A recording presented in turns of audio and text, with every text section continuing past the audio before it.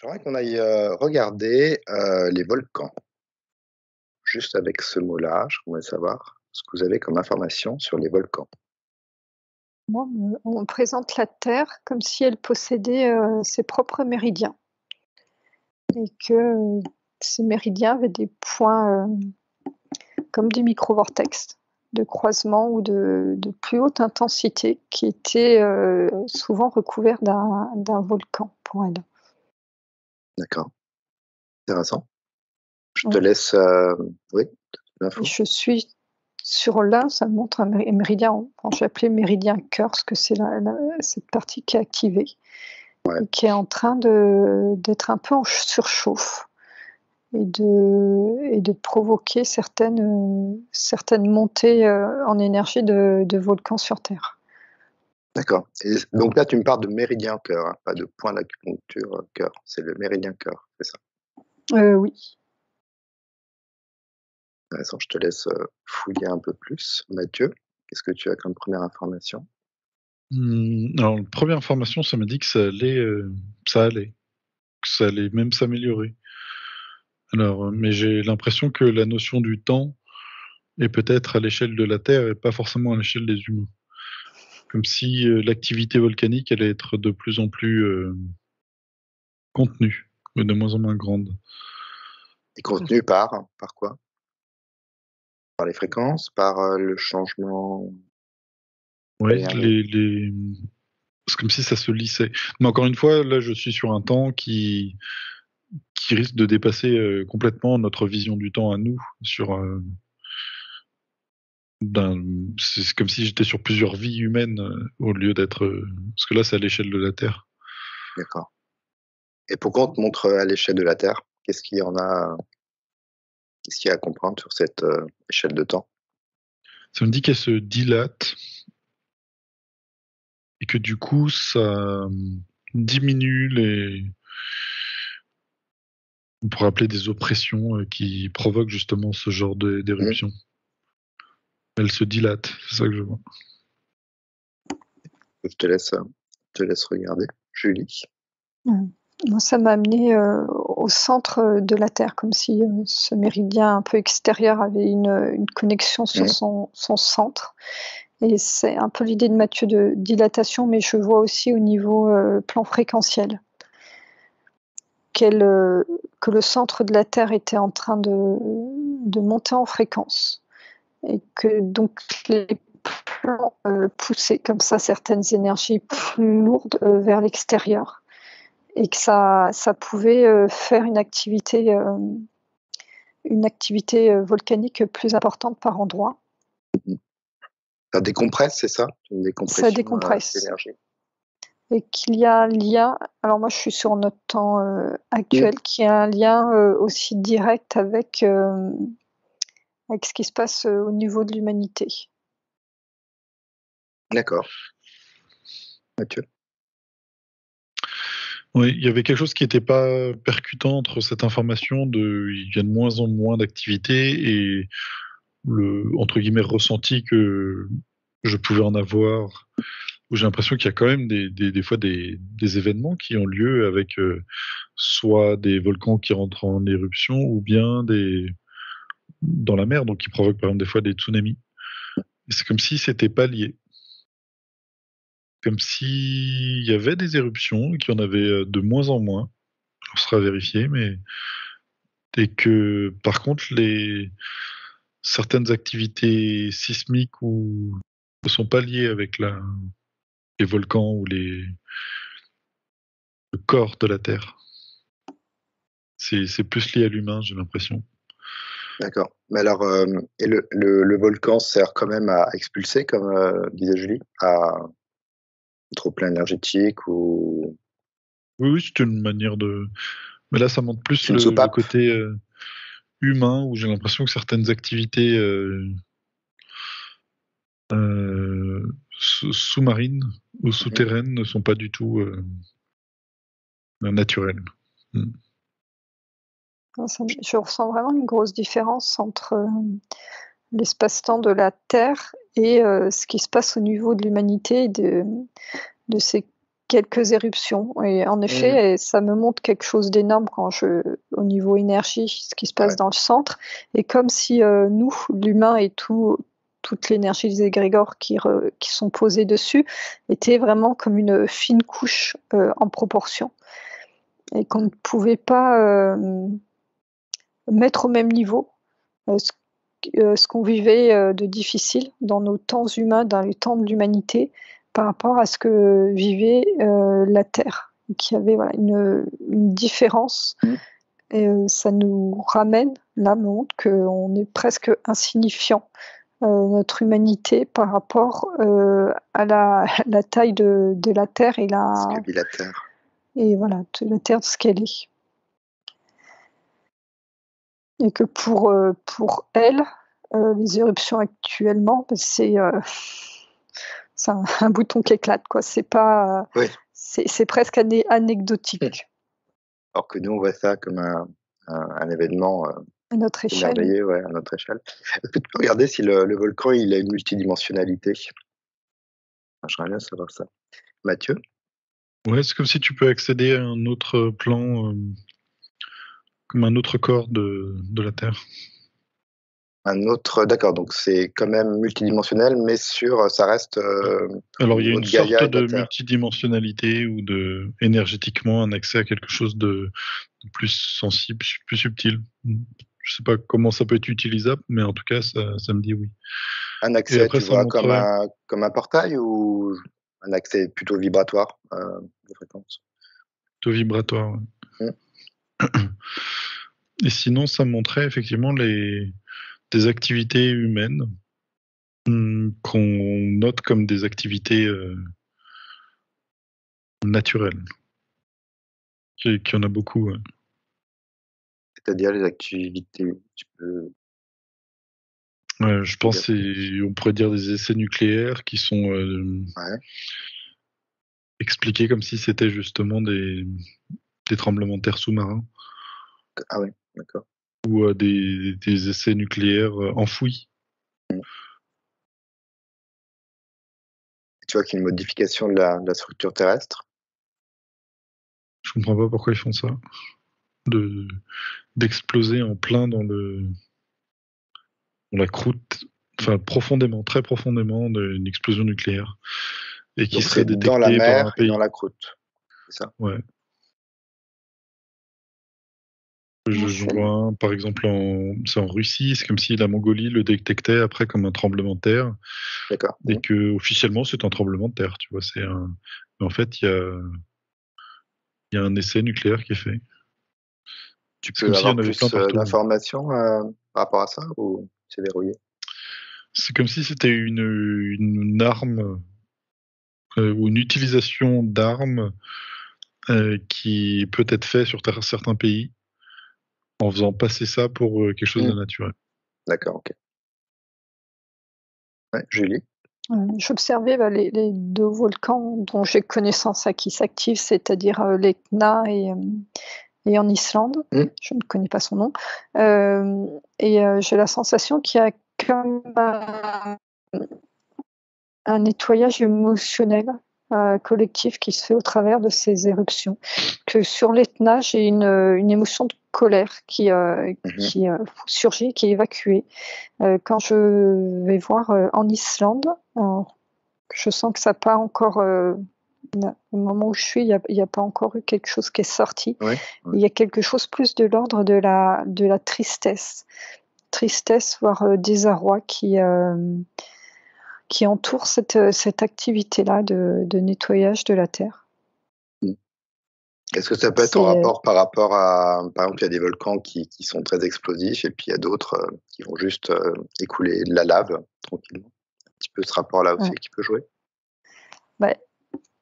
Il y a un système énergétique, une espèce de vortex énergétique qui se met en marche à chaque éruption et qui va avoir sa propre teinte et rentrer en fréquence avec des masses émotionnelles ou des égrégores sur Terre. Et que selon son niveau, en fait, il va capter telle ou telle émotion, telle ou telle fréquence. C'est une fréquence qui l'accompagne alors, qui nettoie, oui, c'est une fréquence qui nettoie et elle diffère en fait selon là où ça se trouve sur Terre. Chaque volcan a sa propre fréquence, sa propre signature fréquentielle. Et on a vraiment une information qui circule entre ce qui se passe à la surface au niveau subtil et ce qui est activé ou non sur tel ou tel volcan. Donc il y a aussi une communication, j'imagine, entre tous les volcans, et puis tout ça, si on recule, crée une vibration globale, où après on est plus captif d'un volcan. Et c'est global finalement, c'est une évolution globale. Oui. Mathieu? Oui, désolé, moi je suis pas trop sur la version naturelle des choses, mais plus sur la version artificielle. Et j'ai l'impression que tout ce qui se passe dans les océans, surtout, c'est comme si tu pouvais attaquer, voire même t'attaquer toi-même au travers. Je comprends pas pourquoi attaquer soi-même, mais à travers justement ce qui peut se passer sous les océans, comme une espèce d'attaque indirecte envers un autre pays. Tu peux envoyer, comme tu dis, un tremblement de terre sur un autre pays en passant par ton pays finalement. Ça se passe sous terre. Oui, c'est ça, ouais. Ou déclencher comme une sorte de catastrophe nucléaire, nucléaire naturelle, alors qu'en fait c'est nucléaire. Tu fais au bon moment, au bon endroit, exploser quelque chose qui va avoir des conséquences derrière, et puis ça va mais en fait affaiblir, c'est une attaque. Ouais, et c'est une attaque qui, même si apparemment entre militaires tu sais très bien que, mais tu peux pas, t'as pas la preuve pour dire qui c'est, même si tu sais. C'est comme si les militaires savaient que il y avait une attaque, c'était fait exprès, mais que officiellement tu pourras jamais dire que quelqu'un d'autre t'a attaqué. Et encore moins dire qui. C'est en ça que c'est intelligent. Chaque pays a une signature fréquentielle du fait de sa géologie, mais aussi de l'ADN humain qui est posé en majorité dessus. Et que ces armes-là, ces explosions, avaient été en mesure de capter cette fréquence-là pour diriger leur attaque. C'est très spécifique et ça peut avoir une visée plus ou moins large. C'est-à-dire, s'ils visent un point précis dans un pays, ils ont en amont analysé au niveau géologique la fréquence de cet endroit-là, et l'arme peut partir directement, exactement là où ils veulent. Et c'est beaucoup utilisé? Ça marche pas toujours. Ça m'a l'air complexe quand même. Ouais, parce qu'il faut que ce soit détecté. C'est la détection qui pose problème. Parce que si jamais tu te loupes, ce sera détecté comme une détonation. Bien sûr. Et si c'est un lieu particulier, tout le monde va comprendre que il y avait une volonté derrière de. Ça me parle de. Comment ça s'appelle, tu sais, quand ça. Ah mince. En chaîne, tu sais, cascade. C'est comme si tu exploses quelque chose. Ouais, un endroit particulier, tu sais que ça va avoir des conséquences derrière. Qui vont. Ça va prendre de l'ampleur et bouffe, ça va faire un tremblement de terre ou quelque chose. Alors pourquoi on te montre ça sur le sujet des volcans? Quel est Ça montre le Pacifique, clairement. Et l'Asie d'un côté, les États-Unis de l'autre. Et je vois le haut des États-Unis et le sud des États-Unis comme étant un risque justement pour ce genre de choses. Comme si en fait là ça rejoint pas mal, c'est comme un point d'acupuncture où si tu piques là, d'accord, bah, ça déclenche quelque chose. Donc si tu te loupes dans là où tu piques, et semble-t-il, ils sont au courant qu'ils ont des zones vulnérables et que c'est des zones qu'il faut qu'ils protègent, parce que c'est encore mieux qu'une bombe nucléaire, parce que si tu veux attaquer un pays et tu attaques justement pile poil là, on pourra pas dire que c'est toi. Et Et pourtant, ça aura des conséquences, ça pourra déclencher un tsunami ou ce genre de choses. Alors, Et ça, c'est montre, des je sais pas, zones sous l'eau alors? Tu vois plutôt ça sous ouais, l'eau ou sur Terre? Ouais, sous l'eau. ça Donc monte les sous l'eau. sous-marins alors Ouais, parce qu'elles sont accessibles assez facilement, difficilement tu peux la protéger. D'accord. Et, Et connu de et tous finalement, principalement. ouais, alors, entre eux, et ça monte particulièrement au large de la Californie. Comme si celle-ci était bien protégée parce qu'elle est possiblement, si on voulait attaquer les États-Unis et faire un maximum de dégâts, ce serait là qu'il faudrait être. Autrement, il y a une autre au nord, plus au nord. Je sais pas quels sont les. Que là, il y aurait un potentiel incroyable d'explosion inhérent à la Terre, mais peut-être que ça fera moins de dégâts et moins prestigieux, entre guillemets. Hein, c'est pas moi qui dis ça. Et donc ils servent d'un événement naturel pour Alors tu éventuellement peux. faire.